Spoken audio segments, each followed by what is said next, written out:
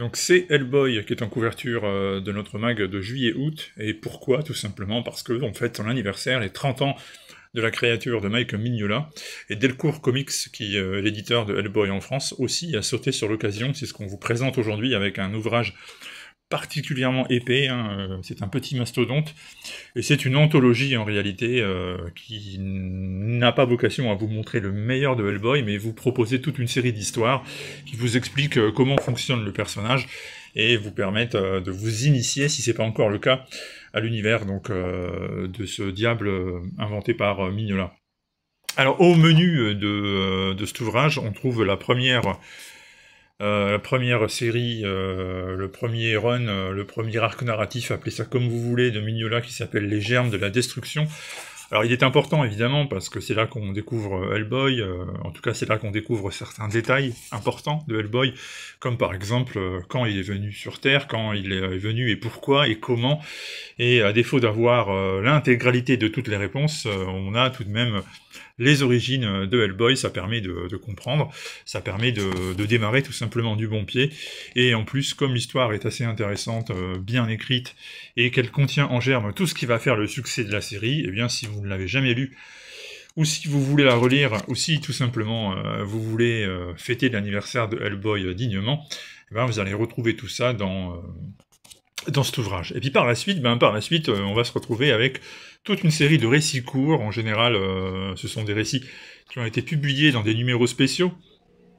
et à chaque fois, donc, Mignola les contextualise. Vous avez une petite note qui vous permet d'expliquer où il a trouvé son inspiration, la plupart du temps dans des contes et dans des récits populaires. Et puis, ces petits récits, qui font en général 5, 6, 10 pages, vous emmènent à travers tout un tas d'aspects de Hellboy, et bien évidemment, hein, les fantômes, les apparitions, les malédictions, les monstres. C'est tout l'univers de Mignola qui se déploie à travers des petits récits. Alors, certains sont plus intéressants que d'autres, évidemment, tout n'est pas exceptionnel, mais globalement, c'est de bonne facture. Et je répète, quand on ne connaît pas tellement Mignola et Hellboy, eh bien c'est l'occasion ou jamais de s'y plonger,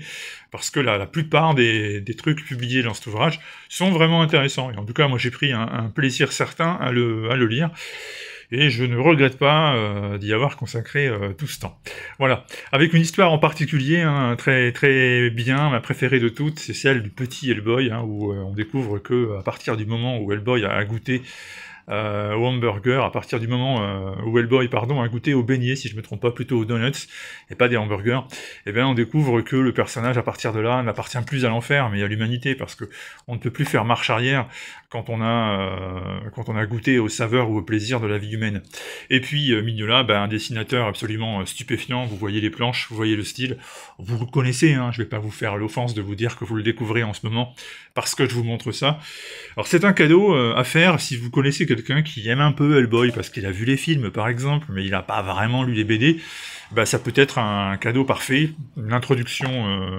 parfaite à l'univers d'Hellboy. Et puis si vous voulez,